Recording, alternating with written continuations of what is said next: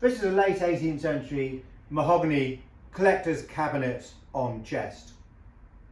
It's not a piece of campaign furniture, our usual fare, but every now and again as a dealer you find something that is just great quality, very unusual, interesting for that, and so it excites you and you think, oh, you know, I've just got to own that, even if it's only for a short while. And so here we have it. It's certainly a quirky piece. As you can see, it's quite diminutive in size. That's part of its charm. But there's a number of things going on here that make you think, well, why have they done that? What's that all about? And I would say that this is probably a bespoke piece, a one-off piece made for a gentleman who had particular requirements.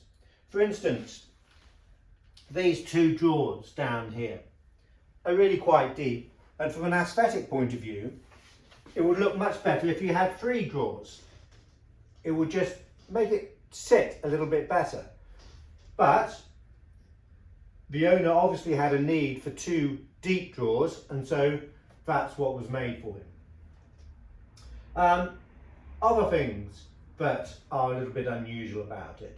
Well, I'll have to bring the camera in, but you've got stringing around this drawer.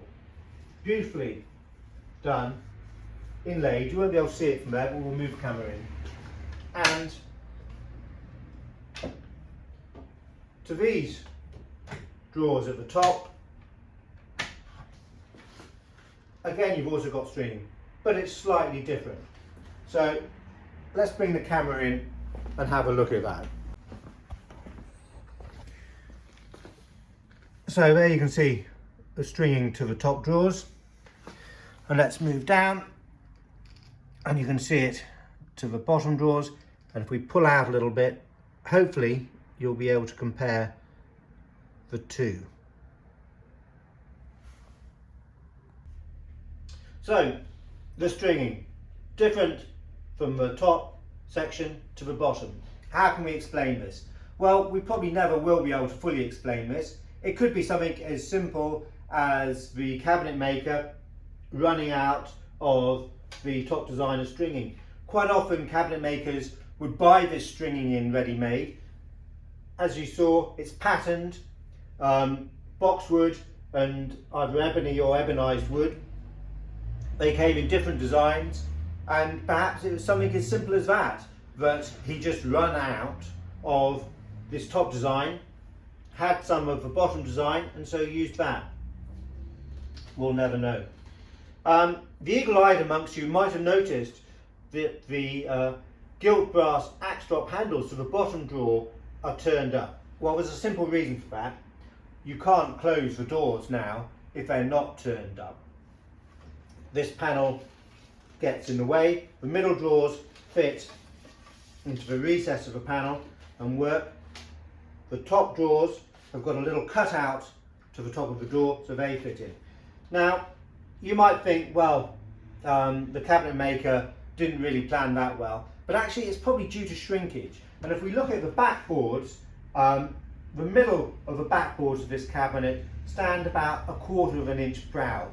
Added to that, this bottom drawer also sits proud a little bit. So those two combined probably mean that over time, whereas the axe drops originally would have sat neatly behind the doors, now you've got to turn them up.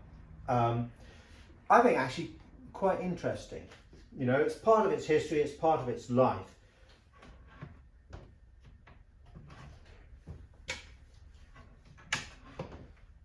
If we shut this first door, you can see it's got quite prominent brass knobs on it to slide the bolts. You've got cutouts here and here as well to allow those, and there you go. Now, looking at this piece of furniture, we've got handles to the top, and there's a good reason for that. The top half, the collector's cabinet, lifts off.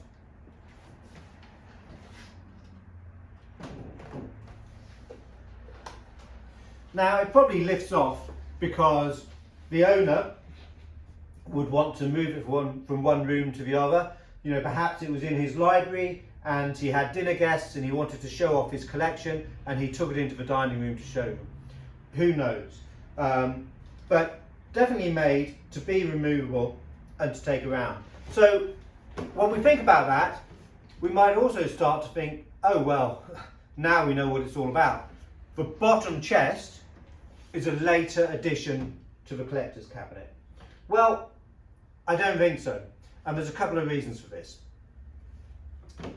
Firstly, the quality of it is very similar throughout. Secondly, take a look at these feet. Now, we would normally expect feet like this on a collector's cabinet to be a little bit larger. But being this small size, they are hidden very neatly by the moulding to the bottom section. If they were bigger, then that wouldn't be such a clean fit. If we look at the mahogany boards to the sides, that's a fantastic match. Really, really good match. Same timber. If we have a look on the other side, similar thing. Really good match. That's come from the same workshop.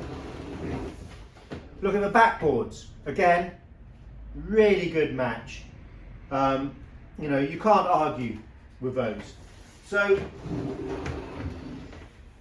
we're sure it's come from the same workshop.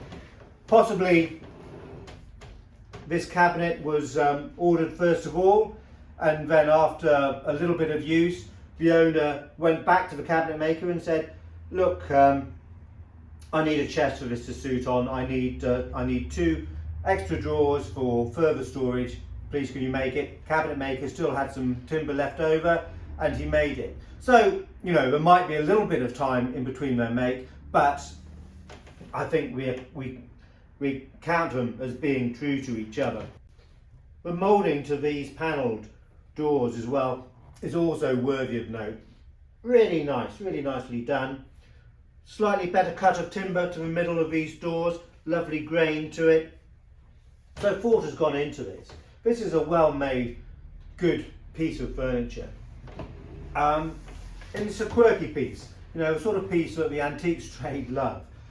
People are very quick to question pieces of furniture and try and decide why it's wrong rather than why it's right. Well, we're looking at this and we're seeing why it's right rather than it's wrong. So there you go. A really interesting, quirky piece of furniture. Lovely, sweet, small size, easy to fit into most houses. Beautifully made. English, mahogany, Georgian, around about 1780, 1790 in date.